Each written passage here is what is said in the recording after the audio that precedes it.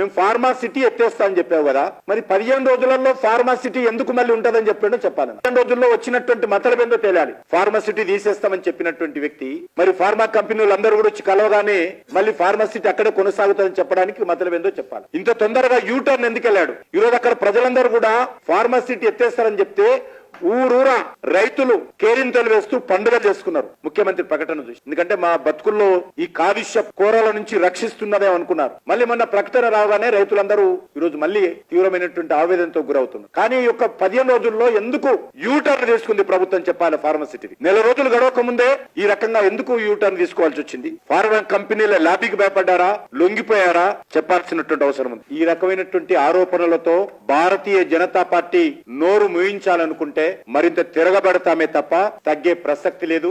తెలంగాణలో మేము ఇప్పుడు అధికారంలో లేము. కాంగ్రెస్ పార్టీ అనేక సంవత్సరాల పాటు అధికారంలో ఉంది. అవినీతికి పాల్పడింది, అక్రమాలకు పాల్పడింది, దుర్మార్గం చేసింది, ప్రజలను దోపిడీ చేసింది, ప్రజలను మోసం చేసింది. ఏదైనా ఉంది అంటే అది కాంగ్రెస్ పార్టీ. దొంగ గాని గజ దొంగ గాని తెలంగాణలో కాంగ్రెస్ పార్టీ, బీఆర్ఎస్ పార్టీ వారిద్దరు తోడు దొంగలు, వారిద్దరు గజ దొంగలు. వాళ్ళు కావచ్చు, మీరు కలిసి పరిపాలన చేశారు. మేము దొంగలం కాము, గజ దొంగలం కాము, మేము మీ పాలిట యముండ్లమని చెప్పి మనం చేస్తా ఉన్నాం.